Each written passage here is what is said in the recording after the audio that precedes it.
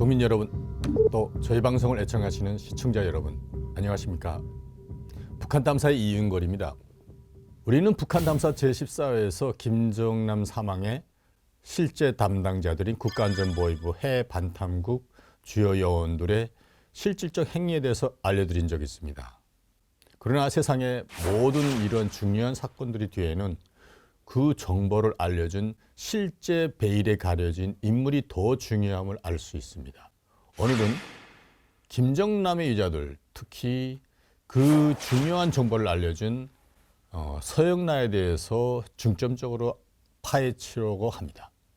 오랜 기간 유럽에서 유학 생활을 한 김정남은 스위스 제네바 대학에서 정치학을 수학했습니다. 불어와 영어는 물론 독일어와 일본어, 중국어에도 능통한 것으로 알려졌습니다.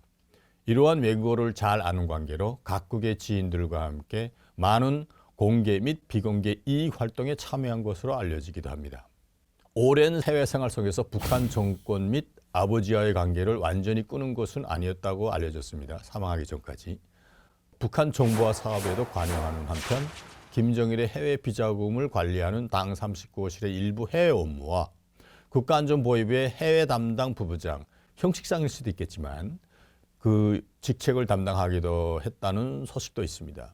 그런가 하면 아버지 김정일의 뇌졸중 이후 혈전 수술과 관련하여 건강 문제와 관련해 가지고 프랑스 유수에 의료진, 정확히는 파리 생트 안 병원 신경외과 전문의 루 박사 팀을 소개한 것도 바로 김정남인 것으로 알려졌습니다. 중국 정부 및 인사들, 대표적인 인물이 등소평의 마다들 뚱방박이죠. 예, 그런 인사들과 두터운 친분과 그 사람들의 비호 덕분에 김정남은 북한 내부에서는 김정은의 격가지이면서도 꾸준히 후계자 후보로 오르내리기도 했고, 덕분에 김정은에 대한 몇 차례의 암살 시도도 일리가 있습니다. 2012년 북한의 개혁개방을 주장하는 내용을 담은 안녕하세요 김정남이다를 출간한 이후에는 운신의 폭이 상당히 좁혀졌습니다. 사실 이때부터 이복 동생 김정은의 살해 위협이 시작됐고 자신을 후원하는 중국의 신변 보호석에서 두물물출 지내왔던 것입니다. 2012년 5월 말경 한 차례 북한에 입국했던 것으로 알려졌습니다. 국내의 몇몇 언론은 김정일이 사망한 2011년 12월부터 2014년까지 각각 다양한 시점을 거론하며 김정남의 입국서를 거론해와기도 했습니다. 하지만 제가 확인한 바에 의하면 북한을 방문의 시점은 2012년 5월 말이었습니다. 이는 상당히 예민한 시점이었습니다. 이 시점은 김정은의 김정남을 제거하라는 스탠딩 오더를 내린 후였기 때문에 사실 알게 되면 죽을 수도 있었는데도 김정남은 북한에 입국했습니다. 김정은으로서는 이미 화가 치밀어 올랐던 시기였던 것입니다. 그럼에도 김정남이 입국을 강요했던 것은 고모 김경희 때문인 것으로 확인됩니다. 김정남은 중국 단동을 거쳐서 신의주를 거쳐 들어갔는데 김경희는 이때 직접 신의주로 가서 김정남을 마중한 것으로 확인됩니다. 특히 김경희는 당 조직 지도부 실권자였고 더군다나 오빠 김정일은 생전에 남긴 유서를 통해서 김정남을 보호하는 것이었습니다. 김정남은 김경이라는 든든한 우산을 믿고 국경을 건넜을 것이라고 파악됩니다. 물론 가장 큰 목적은 아버지 김정일에 대한 마지막 예를 갖추기 위한 마음이었다고 판단됩니다. 고모 김경희도 이를 안타깝게 여겼을 것이라고 보입니다. 물론 현실적인 목적도 있었다고 판단됩니다. 중국의 핵심 관계자들이 가장 밀접한 관계를 갖고 있던 김정남을 통해서 중국의 당시의 의중을 파악하고자 했을 측면도 있을 것이라고 판단됩니다. 이 당시 북한과 중국은 핵실험 여부를 두고 일촉즉발의 상황이었다고 봅니다. 어쩌면 김정남은 이때 중국의 몇몇 메시지를 들고 북한에 입국했을 가능성도 배제할 수는 없습니다. 사실 당시만 해도 중국의 주요 핵심 간부들인 후진타오 중국 주석과 시진핑 부주석은 김정은에 대해서 너무 어리다고 판단하면서 그의 존재와 능력에 대해서 탐탁지 않아 했던 것으로 파악됩니다. 이어 김정남은 얼마 안 가서 또 한 차례 김경희와 접촉하게 되는데요. 김정남은 2012년 9월경 김경희와 다시 재회하게 됩니다.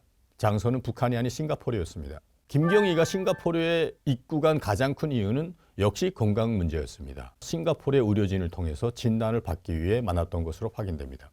진료 외에도 그곳에서 만난 김정남과 중국식 경제개혁, 싱가포르식 정치권 권력 유지 등 다소 예민한 내용의 이야기를 나눴던 것으로 확인이 됩니다. 가장 중요하게는 장성택의 중국 방문 이후 중국 지도부의 의중을 전해 듣고 싶었을 것이 설지 핵심 목표일 가능성도 있습니다. 참고로 장성택은 2012년 8월 고위 간부 50여 명과 함께 후진타오 당시 중국 주석, 시진핑 부수석을 접견했던 적이 있습니다. 김경희에게 김정남은 그만큼 애착을 갖고 보호하는 조카이자 일정의 중요한 외교적 조력자였던 것으로 파악됩니다. 김경희는 실권을 쥐고 있을 당시 조카 김정남에 대한 우산으로서의 역할을 충실히 이행했다고 평가됩니다. 아마도 김경희가 중앙 권력에 여전히 입김을 과시했더라면 김정남이 이 같은 암살이라는 변호를 당하지 않았을지도 모르겠습니다. 이제는 진짜 이 과정 놓고 김정남이 사망하게 된 그 여자들에 대해서 특히 서영란을 중심으로 보겠는데, 김정남에게는 본초 신정희 외에 이혜경, 장길선, 서영란 등 다수의 첩이 있었습니다. 이들의 생활비를 전적으로 책임져야 될 인물이 바로 다름 아닌 김정남이었던 것입니다. 그러니 한 가지 확실한 것은 암살 당시 돈에 대한 집착과 그 궁했다는 것은 말이 아닌 것일 거라고 판단됩니다. 그래도 아버지 김정일과 고모부 장성택이 생전에 있을 때에는 때에 따라 용돈도 지급됐고 해사업용으로 북한과의 회사들과의 공개 및 비공개 거래를 통해서 마진도 남기고 뇌물도 받으면서 생활했겠는데, 돈이 궁한 나머지 김정남 사망 당시 미국의 한 사이버 도박 회사와 큰 돈을 만들 기회가 왔던 것으로 알려졌습니다.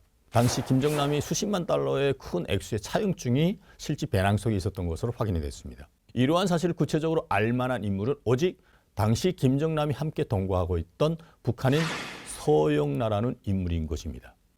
2001년 앞서 일본 나리타 공항에서 목격됐을 때는 경원으로서 추측됐던 인물이 바로 서영나입니다. 훤칠한 키에 김정남 가족의 지근거리에 위치했던 터라 이러한 추측이 나돌았을 것이라고 봅니다. 일부 매체들에서는 서영나가 경호훈련을 전문적으로 받은 북한의 공작관이라는 보도도 있지만, 내부 관계자들을 통해 직접 확인한 데 의하면 서영나는 김정남의 경호원도 아니었고요, 별도의 경호훈련을 받은 적은 없다는 것으로 확인됩니다. 단 비서급으로 있었던 것은 확실한 것 같습니다. 사실 서영나는 북한에서 북한인이라면 다 아는 그 유명한 배우의 조카이기도 합니다. 바로 2017년 당시 조선예술영화 촬영에서 당 책임비서인 서경섭 인민배우. 북한에서 1980년대 초 제일 익히 알려진 이름 없는 영웅들 영화에서 주인공의 무전수 역할을 하기도 하죠. 군당 책임비서 주인공 역할도 했고, 서영나의 조부와 부친 모두 당에서 익히 알려진 핵심 고위층 인사로 분리되는 것은 사실입니다. 그 서영나의 또 다른 삼촌이 있는데 그 사람도 현직 김정은 핵심 고위급 간부입니다. 서영나는 고려항공 소속의 승무원 출신입니다. 1997년경 김정남이 서영나를 만나서 고려항공 편에서 직접 만난 거로 알려져 있고, 그때 당시 김정남은 김정일을 통해서 자기 비서로 쉽게 말해서 스카웃하게끔 한 것으로 알려집니다. 서영나는 김정남 사이에 아이를 두지 않은 것으로 밝혀졌고요. 그 사이에서는 자녀가 없었기 때문에 아마도 서영나도 김정남의 일거수일투족을 북한에 보고한 인물로 되지 않았을까, 저는 그렇게 생각합니다. 이 기회에 김정남의 사생활에서 김정남의 여자들에 대해 잠깐 더 언급한다면, 첫 번째 부인 신정희는 잘 알려지지 않았지만 그녀는 김정남이 스스로 김정일의 요구에 의해서 만난 인물이고, 실질적으로 그와의 사이에는 아들 김금설인 것으로 파악이 되었습니다. 2001년 나리타 공항에서 김정남과 함께 도미니카 그 여권으로 행사하다 추방됐던 나오는 애가 바로 김금설인 겁니다.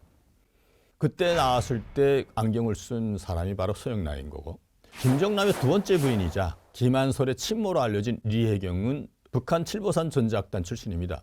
칠보산 전자악단은 김정일 서기실 산하에 출범한 악단으로 훗날에는 당 통일전선부 26연락소 산하로 기속됐습니다. 이 악단은 통일전선부로 기속된 이후에 남한 인사들을 대상으로 자주 공연을 기획한 것으로 유명하고요.